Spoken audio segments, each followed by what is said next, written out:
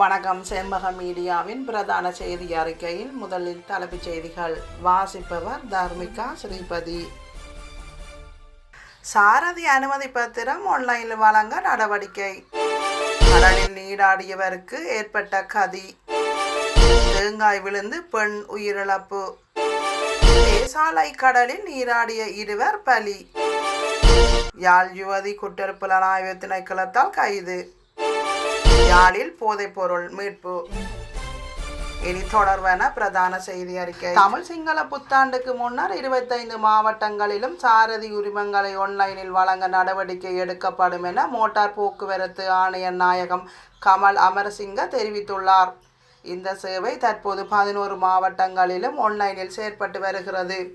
மீதமுள்ள மாவட்டங்களில் சாரதி உரிமங்களை ஆன்லைனில் வழங்குவதற்கான பணிகள் தற்போது நடைபெற்று வருவதாக அவர் குறிப்பிட்டுள்ளார்.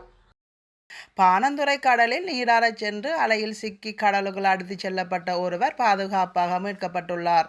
இந்த சம்பவம் நேற்று வியாழக்கிழமை மாலை பதிவாகியுள்ளது.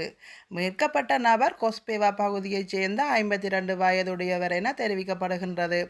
அப்போது கடற்கரையில் உயிர்காக்கும் பணியில் ஈடுபட்டிருந்த பாணந்துறை போலீஸ் உயிர்காக்கும் படையினரான போலீஸ் ஆய்வாளர் Gewage, police surgeon Gnanaratna Kathiyaraji, police constable Lakmal மற்றும் தசுன் ஆகியோரால் குறித்த நபர் மீட்கப்பட்டுள்ளார். களுத்துறை ஹெரணை பண்டாரவத்தை பகுதியில் தலையில் தேங்காய் விழுந்ததில் பெண் ஒருவர் உயிரிழந்துள்ளார். பண்டாரவத்தை பகுதியைச் சேர்ந்த 49 வயதான திருமணமான நில்மி சுரேரத்ன குணதிலக என்பவரே இவ்வாறு உயிரிழந்துள்ளார். தனது வீட்டுக்கு அருகில் உள்ள உறவினர் ஒருவரின் வீட்டுக்கு சென்றபோது இந்த சம்பவம் ஏற்பட்டுள்ளதாக போலீஸ் விசாரணையில் தெரிய வந்துள்ளது.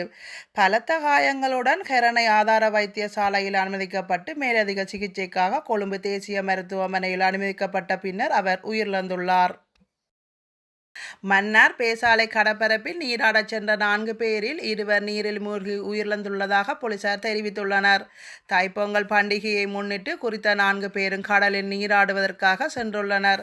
நீராடச் சென்றவர்களில் 2 உயிரிழந்ததுடன் மற்ற 2 ஒருவர் நீரில் மூழ்கி காணாமல் போயுள்ளதாக போலீசார் தெரிவித்துள்ளனர்.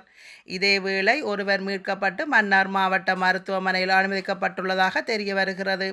காணாமல் போனவரை தேடும் பணி இடம்பெற்று வருவதாக தெரிய வருகிறது. யாழில் தனது முன்னாள் காதலனின் நிர்வாண புகைப்படங்களை வாட்ஸ்அப் குழு ஒன்றில் வெளியிட்ட குற்றச்சாட்டில் இளம்பெண் ஒருவர் குற்றப்புலனாய்வு திணைக்களத்தால் கைது செய்யப்பட்டார். கந்தர்மடம் பகுதியைச் சேர்ந்த 25 வயதுடைய பெண் கணனி பொறியியலாளர் ஒருவரே கைது செய்யப்பட்டார். பாதிக்கப்பட்ட நபருக்கும் அந்த பெண்ணுக்கும் இடையே சுமார் 5 ஆண்டுகளுக்கு முன் காதல் தொடர்பு இருந்துள்ளது. பின்னர் ஏற்பட்ட பிரிவினால் கோபத்தில் அந்த பெண் இப்புகைப்படங்களை பகிரங்கப்படுத்தியதாக விசாரணையில் தெரிய வந்துள்ளது. யாழ்ப்பாணத்தில் பயண பொதிக்குள் கேரள கஞ்சாவை கடத்தி செல்ல முற்பட்ட இளைஞர்களை போலீசார் கைது செய்ய முற்பட்ட வேளை இளைஞர்கள் தப்பியோடியுள்ளனர். வடமராட்சி திக்கம் பகுதியில் 2 இளைஞர்கள் மோட்டார் சைக்கிளில் கேரள கஞ்சாவை கடத்தி செல்வதாக போலீசாருக்கு கிடைத்த இரகசிய தகவலின் அடிப்படையில் மோட்டார் சைக்கிளில் பயணித்த 2 இளைஞர்களை போலீசார் வழிமறித்துள்ளனர். அதனை அடுத்து இளைஞர்கள் 2 மோட்டார் சைக்கிளையும் தாம் எடுத்துச் சென்ற பயண பொதியையும் கைவிட்டு தப்பிச் சென்றுள்ளனர். கைவிட்டு சென்ற பயண பொதியை போலீசார் சோதனை செய்த போது பொதி செய்யப்பட்ட நிலையில் சுமார் 12 கிலோ கஞ்சாவை மீட்டுள்ளனர். இத்துடன் செம்பக மீடியாவின் பிரதான செய்தி அறிக்கை யாவும் நிறைவு பெறுகின்றன. மீண்டும் நமது பிரதான செய்தி அறிக்கை நாளை மதியம் 1 மணிக்கு எதிர்பாருங்கள். வணக்கம்.